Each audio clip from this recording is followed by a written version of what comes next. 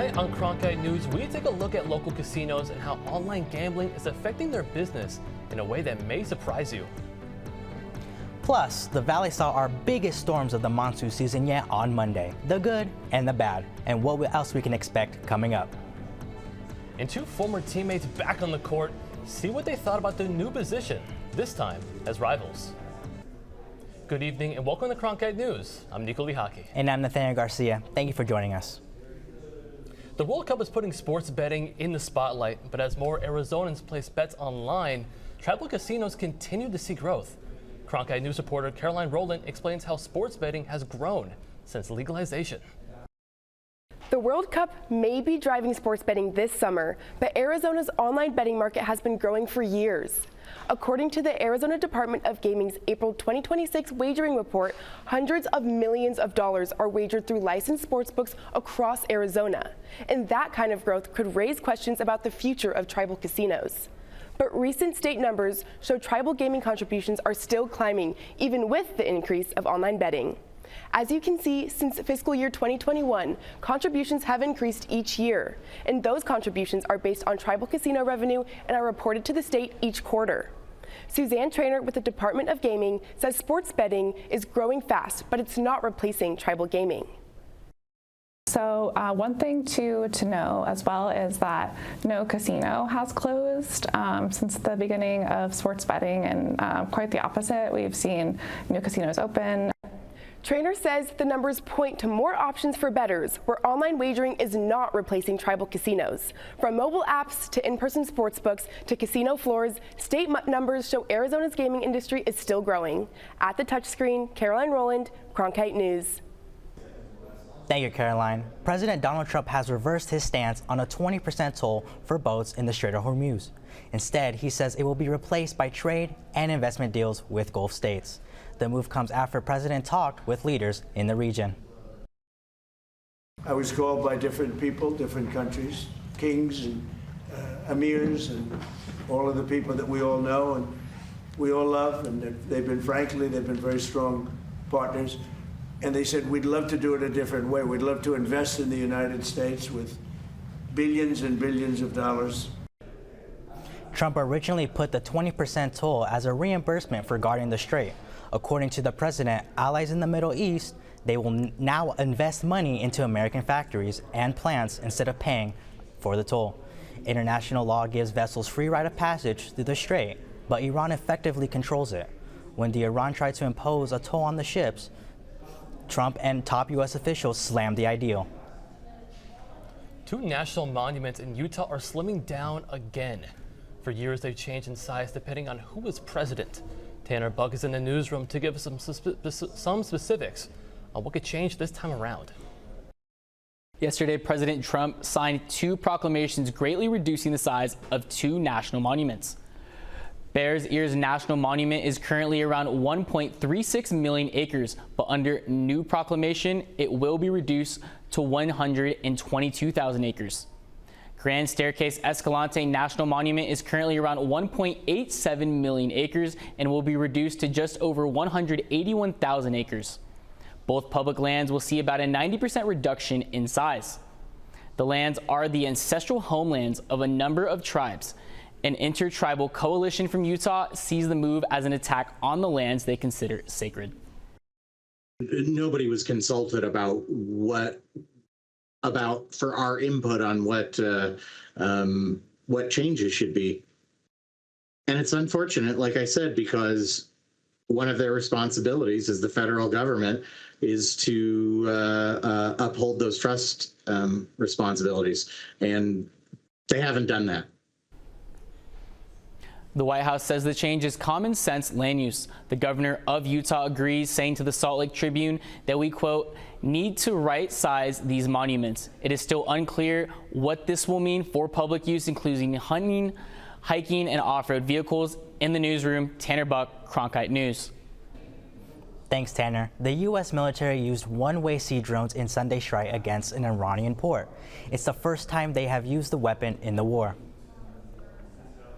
U.S. Central Command has released video of those attacks and says 3 unmanned service vessels hit the port at Bandar Abbas Naval Base.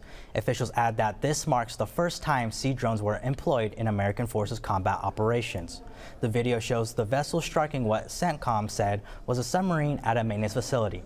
The vessel has a range of more than 1,000 miles.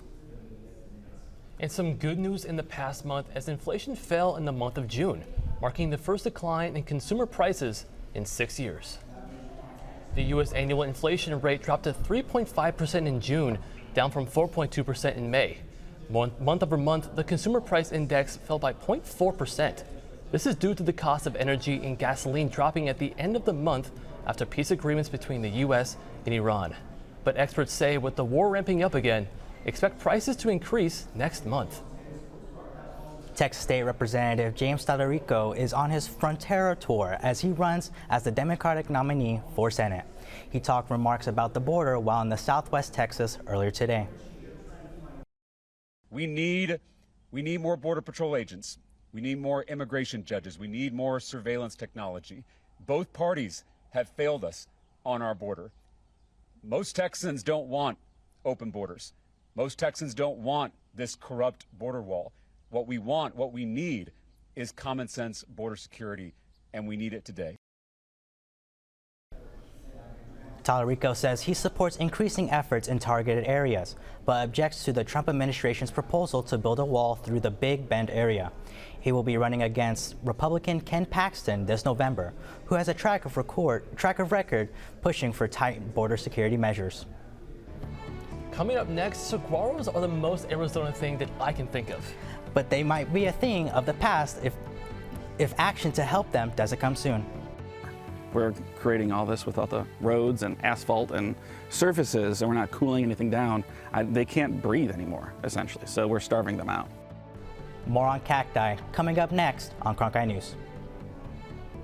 Plus, we had quite the crazy storm here in the valley yesterday, but can we expect another one this weekend? Find out next on Cronkite News.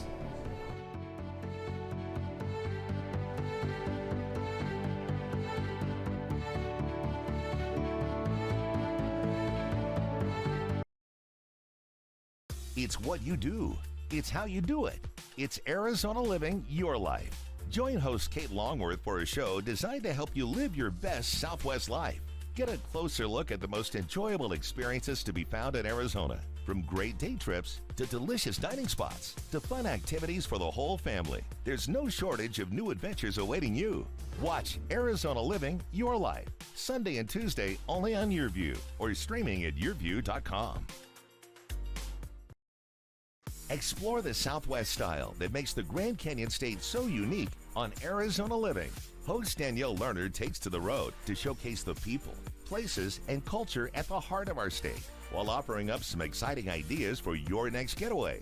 Whether you're new to the area or a longtime resident just looking for a bit of inspiration, discover all that Arizona has to offer on Arizona Living, Sunday and Tuesday only on YourView or streaming at yourview.com. The Cronkite News app. Watch Cronkite News, weather, sports, morning updates whenever you want, all on demand. Stay connected to the events and happenings in the Valley of the Sun. Content you won't find anywhere else, plus binge-worthy movies and unforgettable specials. Wow. It's a free app, Cronkite Plus. Enjoy on your phone, streaming service, or go to cronkiteplus.com. The scientists and engineers that support the next mission to Mars could be in this class. Getting a degree at ASU is a journey that can take you anywhere. Into a world of groundbreaking technology and renowned award-winning faculty. Professors who help you to impact the world.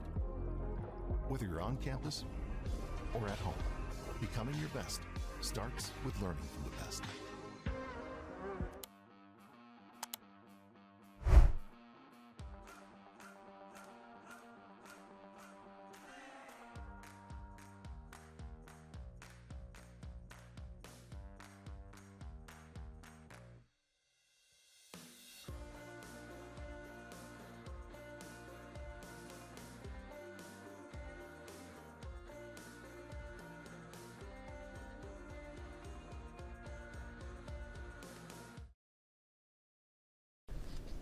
Welcome back. And if you ask anyone around the world to draw a cactus, they'd likely draw a saguaro. This widely recognized cactus is native to Arizona, and it's all over license plates, stamps, and souvenir shops. I mean, we absolutely love to claim this plant. But as reporter Madison Kaminsky found out, climate change is taking a toll on this giant cacti. Madison, what have you found out? So just like this native plant behind me, the Palo Verde, the saguaro is also native to Arizona. The Sonoran Desert is the only place in the entire world where you're going to find this cactus. So you would think that it's used to these extreme temperatures. But with changing weather patterns, the saguaro is not able to keep up. The Tucson Botanical Garden is a secluded space where native desert species thrive. The saguaro, a cornerstone of the desert Southwest, has a special home in the garden. But in the wild, it's faced with the challenge of how to survive. So not only are the daytime temperatures getting hotter, but the nighttime temperatures aren't getting cooler. These cacti have adapted over thousands of years to thrive during scorching daytime temperatures with little water by a specific cellular process that only happens at night. In the past few decades, more urbanization and the radiating heat that comes with it has impacted its survival. It's too hot for them to survive at night anymore. We're creating all this with all the roads and asphalt and surfaces, and we're not cooling anything down. They can't breathe anymore, essentially, so we're starving them out.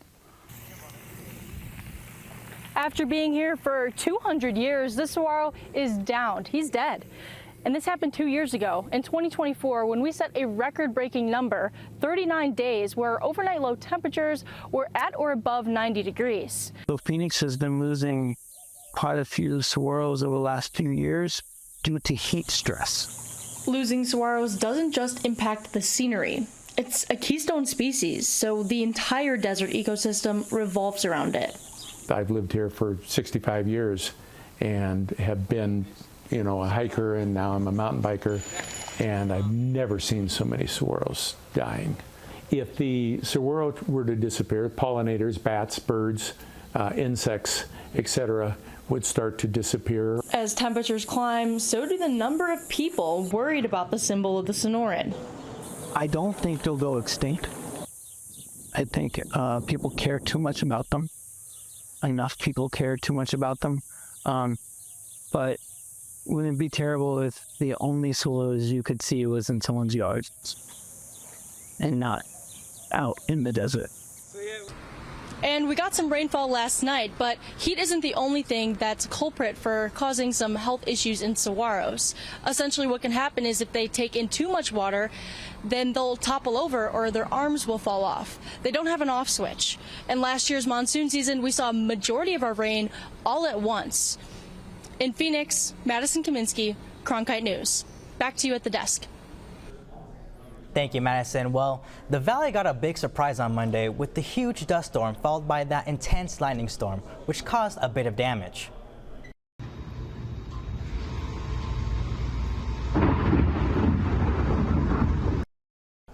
The storm left behind down power lines and debris everywhere.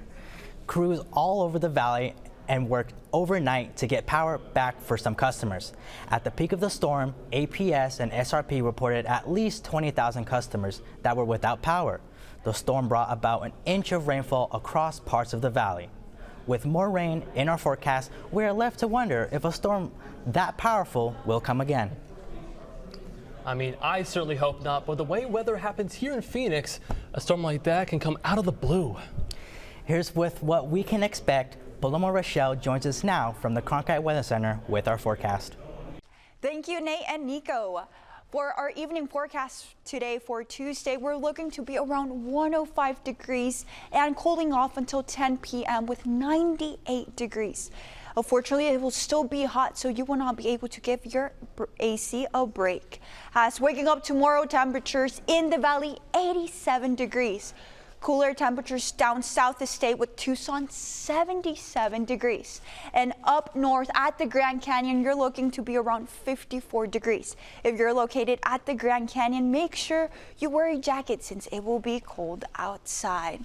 As for high temperatures tomorrow in the valley, hitting the triple digits with 105 degrees. Tucson with 98 degrees. Make sure you drink plenty of water and wear your sunscreen since it will be hot. As for our 8-day forecast, average is 85, 107. Thursday and Friday being below average temperature since there's a high percentage of rain, especially Friday. And coming up Friday, we have the Diamondbacks game. So make sure if you're planning to go to the game, you dress accordingly since there's a high percentage of rain for Friday. As going for next week temperatures, we're looking to be closer to our average temperatures. Make sure you plan accordingly for any outdoor activity, and my recommendation is to do any outdoor activity early morning to avoid high temperatures. From the Cronkite Weather Center, I'm Paloma Rachel.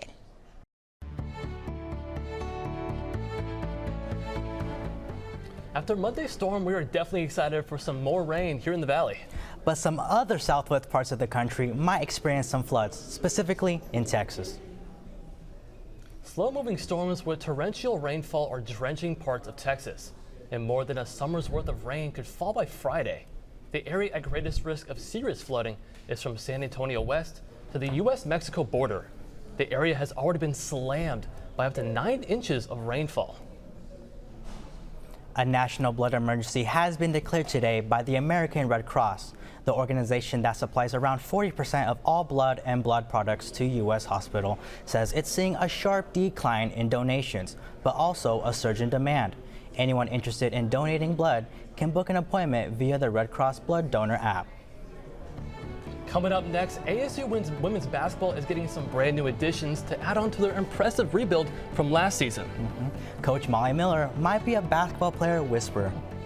Telling one another, like, you guys could be Sun Devils together. How cool would that be? That'd be a nice, smooth transition. Recruitment details coming up next on Cronkite News.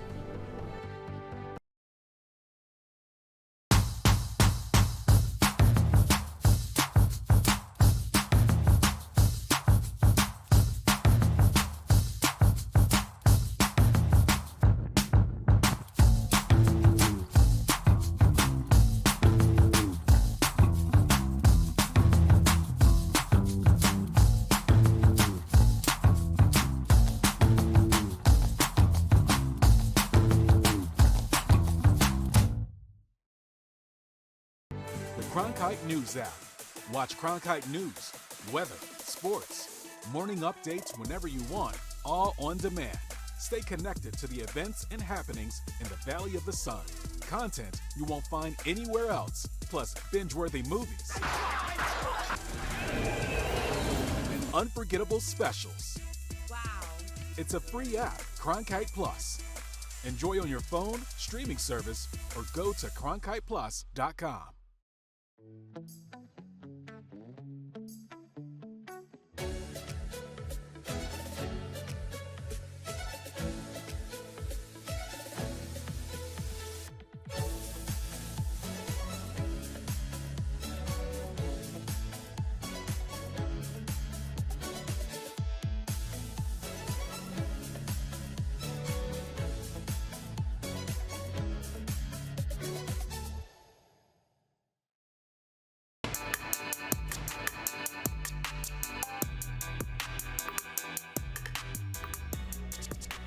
Welcome to the Cronkite Sports Report. I'm Jordan Talley. Thank you for joining us.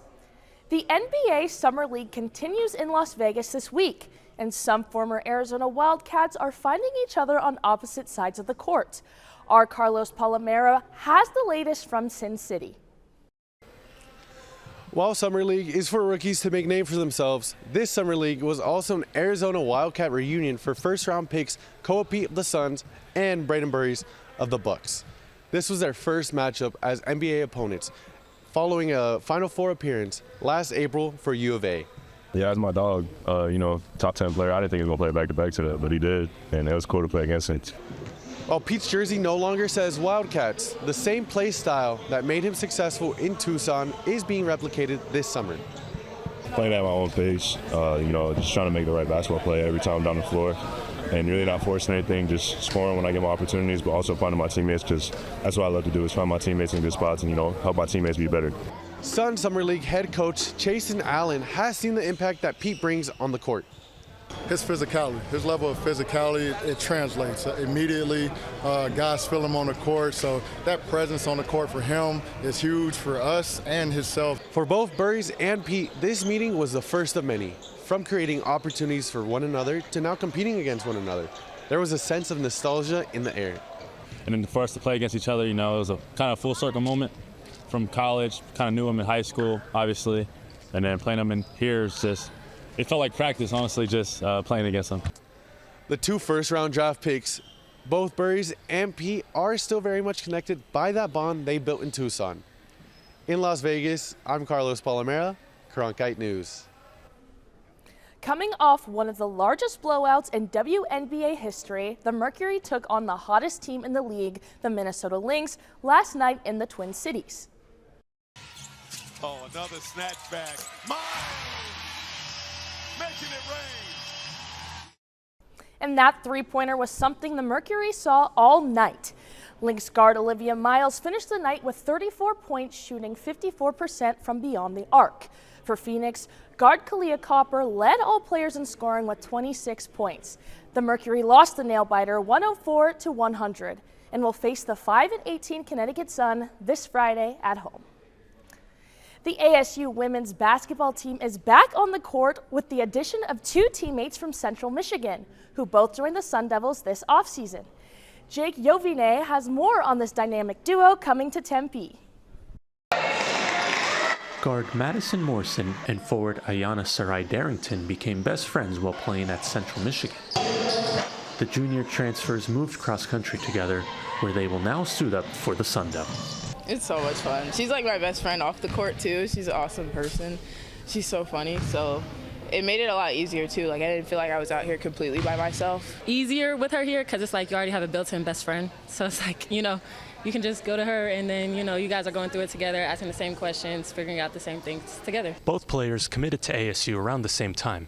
And now, after 2 seasons of playing together at Central Michigan, they get a chance to play here in Tempe under Molly Miller. She reminds me a lot of my high school coach. The work ethic they describe, even the play style, the intensity, the defense, the off-the-court support. The dynamic duo were the 2 leading scorers at Central Michigan last season, but it wasn't a slam dunk that the pair would go together to Tempe. When you start going through game film, again, you're looking for fit, and they both fit some needs. So when we did start recruiting one, we're like, well, this could help us, and this could be a benefit. It was nice kind of telling one another, like, you guys could be Sun Devils together. How cool would that be? That'd be a nice, smooth transition for you. 8 new players joined ASU following a record-breaking season in Miller's first year. And for Morrison and Darrington, they hope to bring their same scoring ways to the desert. It'll definitely be easier since we already know each other and we have that team chemistry. So just bringing the other girls along with us and just figuring out how we can compromise and work with the other girls to be the team we know we could be, really. In Tempe, Jake Jovine, Cronkite News. Turning from the hardwood to the diamond, the MLB All-Star Game is happening right now in Philadelphia with Corbin Carroll and Eduardo Rodriguez representing Arizona and the National League. But how are the Snakes' playoff chances looking at the break? By the time play resumes, the D-backs will be the second in the NL West, 11.5 games behind the Dodgers. But here's the catch.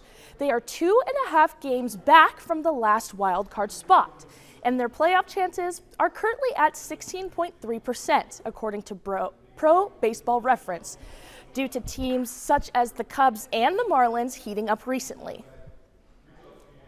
While the game is the highlight of All-Star Week festivities, the end of this year's Home Run Derby brought back some familiarity and some tears to the eyes of some spectators.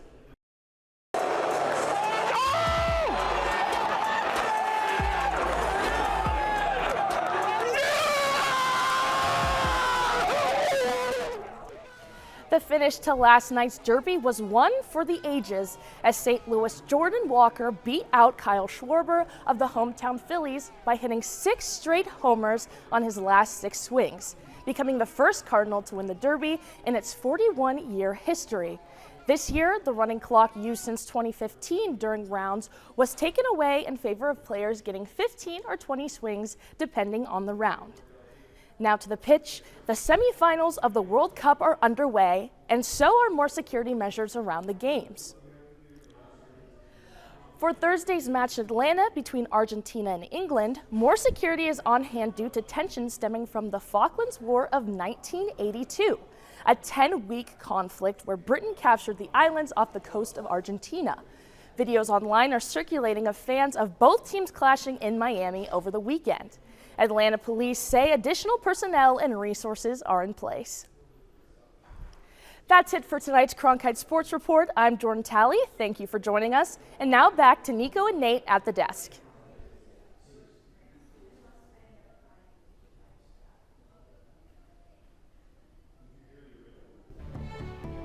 Thank you, Jordan. Now we head to Iowa where a new record has been broken.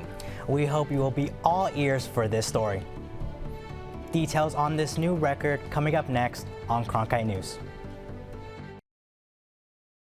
It's what you do. It's how you do it. It's Arizona Living Your Life. Join host Kate Longworth for a show designed to help you live your best Southwest life.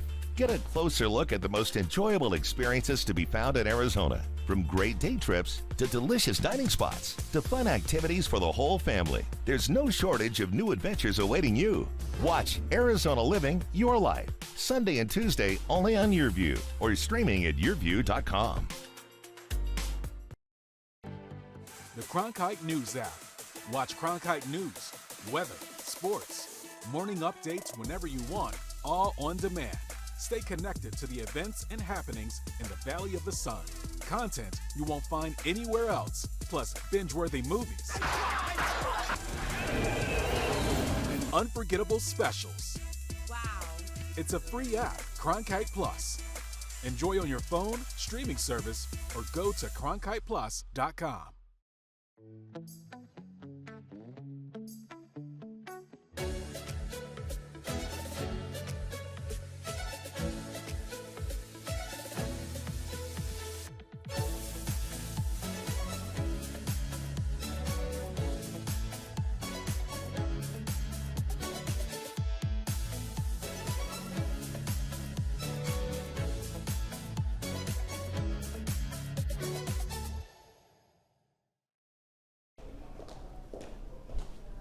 Welcome back. The largest ear of corn currently sits at Hawkeye Point, the highest point of Iowa.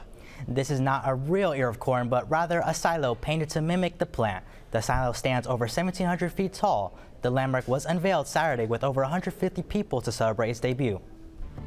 That's it for tonight's edition of Cronkite News. I'm Nico Lihaki. And I'm Nathaniel Garcia. Thank you for joining us.